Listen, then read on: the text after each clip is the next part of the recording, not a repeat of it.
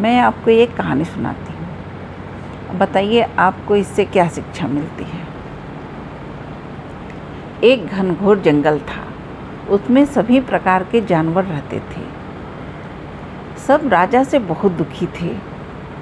उन्होंने आपस में मीटिंग की कि हम राजा के पास चलते हैं और राजा को ये बताते हैं कि हमारे ग्रुप में से एक एक लोग जाएंगे और राजा का भोजन बनेंगे।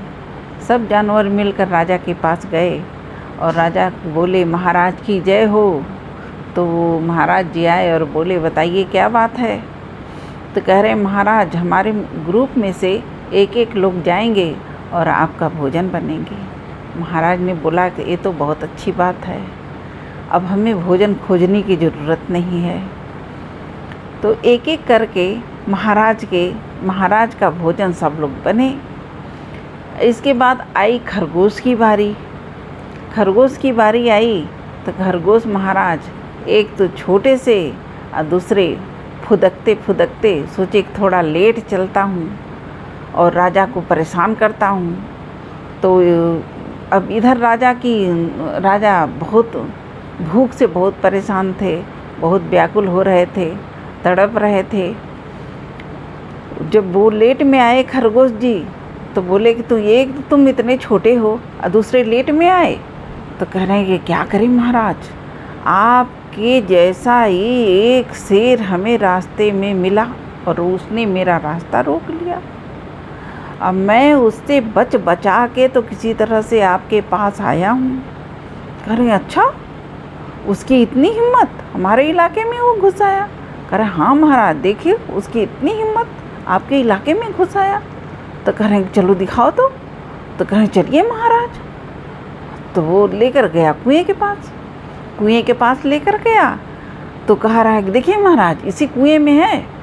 तो कुएं में जब उसने झांका देखा तो उसकी परछाई दिखाई दी। तो वो सोचा कि इसमें ये शेर है। अब वो गुर्राया तो वो भी गुर्राया। तो कह रहा है, देखिए महाराज इसी में छिपा है। तो कह रहा है कि अच्छा। फिर और दहाड़ लगाई।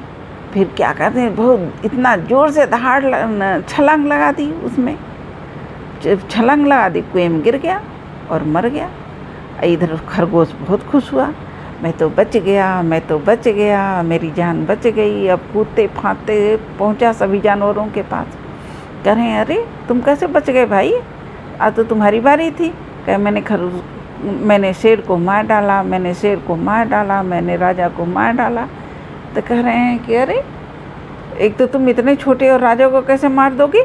तो कह रहे हैं कि चलो मैं दिखाऊं। तो कह रहे, चलो दिखाओ। वो लेकर गया कुएं के पास लेकर गया।